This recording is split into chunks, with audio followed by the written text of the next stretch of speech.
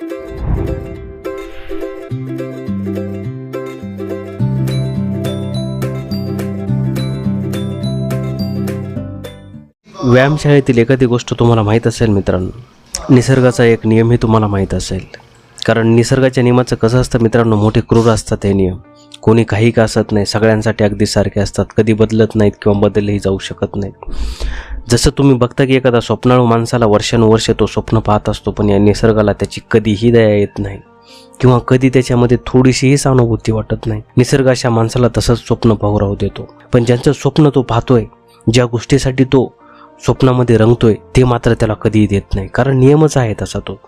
म्हणून तर आपण म्हणतो ना, निसर्गाचा नियमच तसा आहे. फक्त स्वप्न पाहणाऱ्या माणसाला कधी काही द्यायचं नाही असा त्याचा नियम आहे मित्रांनो. पण स्वप्न तर पाहावेच लागतात, हेही तितकंच खरं आहे. जगातील सर्व यशस्वी लोकांनी यशस्वी होण्याची स्वप्न पाहिली होती. जगातील प्रत्येक श्रीमंत माणसाने श्रीमंत होण्याचं स्वप्न देखील पाहिलं होतं. पण या लोकांनी अहोरात्र आपली स्वप्न पूर्ण करण्यासाठी मेहनत घेतली होती मित्रांनो. तर ते नुसतीच स्वप्न पाहून गप्प बसलेले नव्हते, त्यांनी किंमतही मोजली होती. त्यांनी किंमत मोजली नसती तर आजही ते स्वप्नच पाहत राहिले असते. जसं तुम्हाला एखादं बेस्ट एक्झाम्पल देतो. फॉर एक्झाम्पल एखादं व्यायामशाळेचं एखादं आपण उदाहरण पाहूया. बऱ्याच गावांमध्ये व्यायामशाळा असतात, शहरामध्ये असतात. तुमच्याही गावात, तुमच्याही शहरामध्ये असेल. ज्याला आपण जिम म्हणतो, जिम्नॅशियम म्हणतो, हेल्थ क्लब म्हणतो. वेगवेगळ्या कारणाने लोक इथे येत असतात. व्यायामशाळेत आल्यानंतरचा तुम्हाला एक कार्यक्रम बऱ्याच लोकांचा ठरलेला असतो. या ठराविक कार्यक्रमानुसारच हे लोक वागतात. काही जणी ते आल्याबरोबर पूर्ण व्यायामशाळेची एक चक्कर मारून घेतात. आपल्या रोजच्या मित्रांना भेटून घेतात. कालच्या आणि उद्याच्या मॅचबद्दल थोडीशी चर्चा करतात.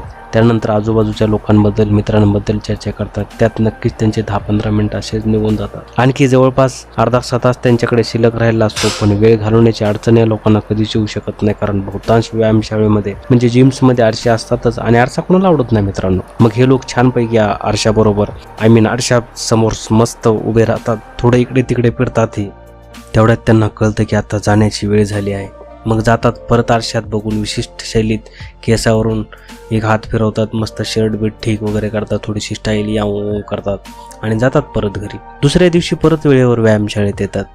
मग यांच्या नियमिततेबद्दल तुम्ही कधीही शंका घेऊ शकत नाही, कारण त्यांचे टायमिंगनुसार ते अगदी प्रत्येक गोष्ट करत असतात. अशा प्रकारे दिवसानंतर दिवस आणि महिन्यानंतर महिने असेच निघून जात असतात. या लोकांचं येणं जाणं सुरूच राहतं. वर्षभरानंतर असंच एखाद्या दिवशी रोजप्रमाणे आरशात पाहत असताना त्यांना अचानक आश्चर्याचा धक्का बसतो. अरे, इतके दिवस झाले आपण जिम जॉईन केली आणि अजून तर आपली बॉडी काहीच बनली नाही. त्यांना आश्चर्याचा धक्का बसतो मित्रांनो. परंतु निसर्गाला त्यांच्या स्थितीबद्दल आश्चर्य अजिबात वाटत नाही किंवा वाईटही वाटत नाही. कारण निसर्गाचा नियमच आहे मित्रांनो. त्याची आपण किंमत चुकवली पाहिजे. एखाद्या स्वप्नाची मेहनत केली पाहिजे, घाम गाळला पाहिजे. त्याशिवाय आपल्याला काही मिळू शकत नाही मित्रांनो. ते दिल्याशिवाय कुठल्याही वास्तविकतेबद्दल आणि कधीही वास्तव आपलं बदलू शकत नाही. कारण स्वप्न फक्त स्वप्न राहतं मित्रांनो. म्हणून मी तुम्हाला सांगत आहे की केल्याने होत आहे रे, आधी केलीची पाहिजे. पण असं कोणी म्हटलं नाही जिमच्या आजूबाजूला चक्कर मारल्याने आपली बॉडी बनत आहे.